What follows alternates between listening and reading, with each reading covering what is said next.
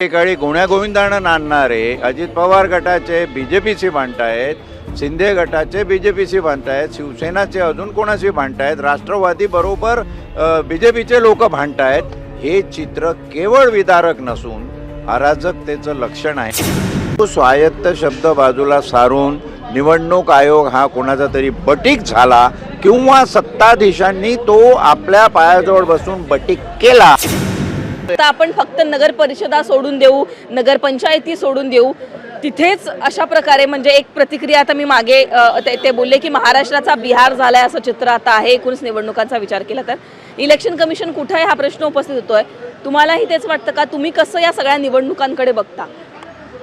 खरं तर हे फार विदारक चित्र आहे आणि जसं तुम्ही म्हणालात की बिहारच्या वाटेवर मी तर म्हणेल महाराष्ट्र हा अराजकाच्या उंबरठ्यावर उभा आहे.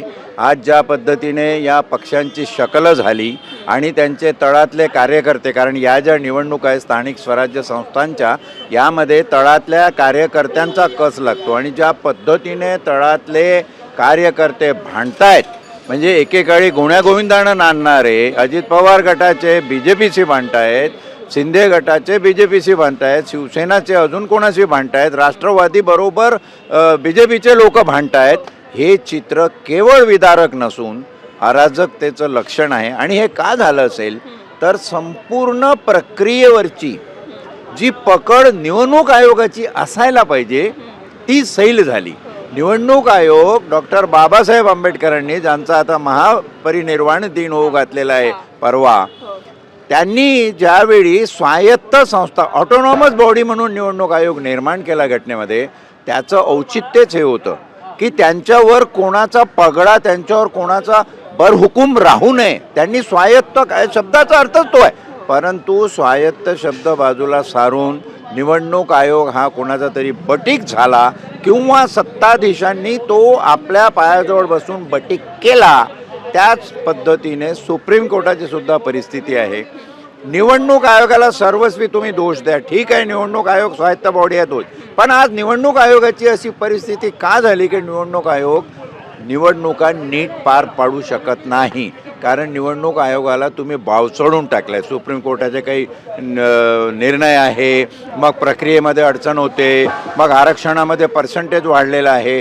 या देशामध्ये सर्वत्र म्हणजे राजकीय, न्यायिक आणि प्रशासकीय, शासकीय परिस्थितीच इतकी गोंधळाची झालेली आहे की येणाऱ्या भविष्यकाळाबद्दल काहीही बोलता येणं अशक्य आहे.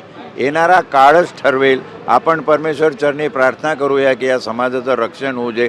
शिवाजी छत्रपती महाराजांनी स्थापन केलेली ही रयत आहे, ही सुखाने नांदो एवढीच अपेक्षा करूया आणि शांत राहूया. बघूया पुढच्या काळात काय वाढून ठेवलं आहे ते. तुम्ही आता सगळं निवडणूक आयोगावर बोललात, सगळं बोललात, पण जनतेचं मतदारांचं कर्तव्य काय अशा वेळेला? पैसे घेणं आणि त्या मतदाराला मत देणं.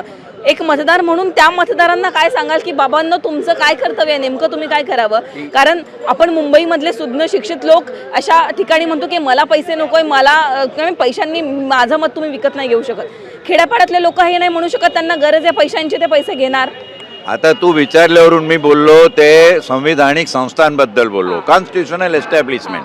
आता खरी शोकांतिका या अराजकतेची तीच आहे की डेमोक्रेसी, लोकशाही पद्धती, पार्लमेंटरी डेमोक्रेसी आहे त्या ठिकाणी आहे. तुम्ही त्या डेमोक्रेसीच्या लायकीचे आहात का असा प्रश्न we the people of India, जे प्रथमोच्चार करून डॉक्टर बाबासाहेब आंबेडकरांनी घटना लिहिली, तो या जनतेला विचारावा असं वाटतो. सिंगल फ्रँचाईजसाठी 1932ला गोलमेज परिषदेमध्ये डॉक्टर बाबासाहेब आंबेडकर काय म्हणाले की एका मताचा एका माणसाला अधिकार द्या. कशासाठी? त्याला विरोध केला. इव्हन गांधीजींचा विरोध होता त्याला की काय करता माणसाला शिक्षण नाही, काही नाही, काही नाही, तो कशाला, त्याला कळतच नाही, तो कोणाला मत देणार.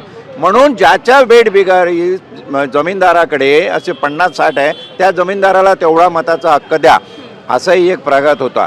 त्यावर आंबेडकर म्हणाले की मी सगळ्या तळागाळ्यातल्या अशिक्षित, गोर, गरीब, अडाणी माणसाला एकाचा अधिकार द्या तेव्हा म्हणतोय, कारण त्याला मतदानाचा अधिकार दिल्यावर मी माणूस आहे याची किमान जाणीव होईल. तो गुराढोरासारखं जीवन जगतोय.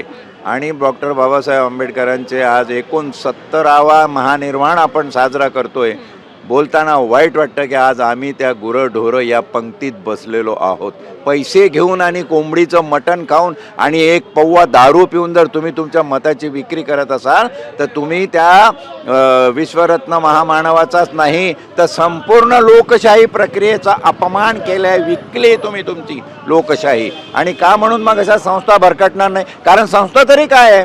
जनताच आहे ना, जनतेने निवडून दिलेले प्रतिनिधी तिथे आहे, जनतेमधून पास झालेली पोरं IAS IPS आहे. संस्था वेगळ्या कुठून येतात?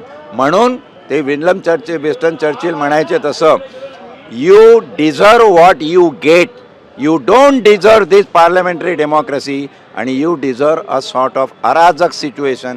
ती येऊ घातलेली आहे. Let's face it.